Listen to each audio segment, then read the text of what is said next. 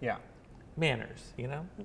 Sharing is caring. Exactly, yes. And Mother Nature's going to share a little bit of snow back with the Quad Cities here. We're going to melt it, most of it anyway, the next 2 days. And wouldn't you know it, another round just to replenish what we're going to be getting rid of here shortly. Now, some of that melting snow that we've had, at least a little bit yesterday, put some moisture in the air. So we're talking about some fog, especially north and east of the Quad Cities. You saw a little bit of that there on the traffic camera network. The worst of it, though, Sauk Valley and points east. So if you're going to take 88 into Chicago in the next couple of hours, you will run into that, especially as 88 intersects 39 here near the Rockford and DeKalb area. Our next winter storm, we're still tracking that for you here early this morning.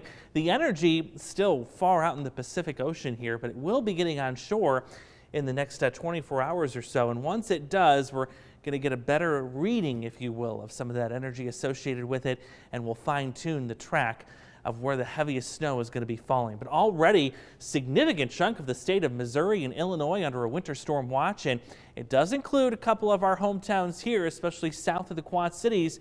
Yeah, we're talking about you, Galesburg, Little York, down to Roseville. Now, Burlington, you're not included in this yet, but we may see that watch extended even a little further to the north, especially if this track starts to change in the next 24 hours, and it still can, because again, that system is not on shore yet. So here's the plan for snow. It kicks off south of the Quad Cities very early Wednesday morning and continues throughout nearly all of Wednesday. Another round of potent snow coming in for Thursday morning, especially for central Illinois, and that's where the heaviest snowfall totals are aiming so far this morning. You notice that band again has shifted a little bit further to the south. Could we still see a little bit of a northward jog? Absolutely. I think that's still possible.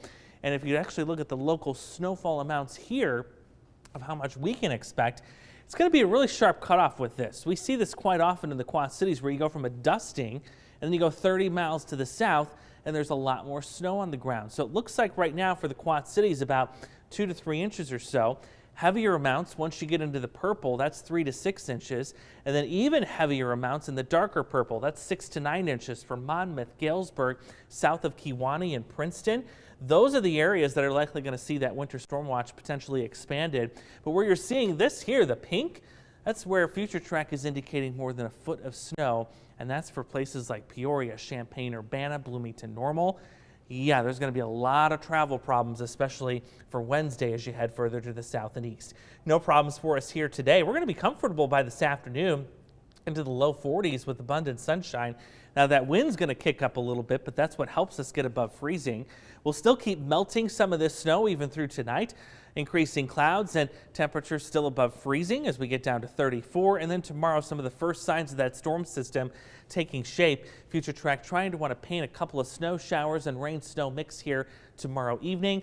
I would put a delay on this by a few more hours. I think that's going to be well after dark. 9 cold degrees for us this morning, but a nice little bounce upward, and those temperatures expected by this afternoon, even tomorrow, mid-40s.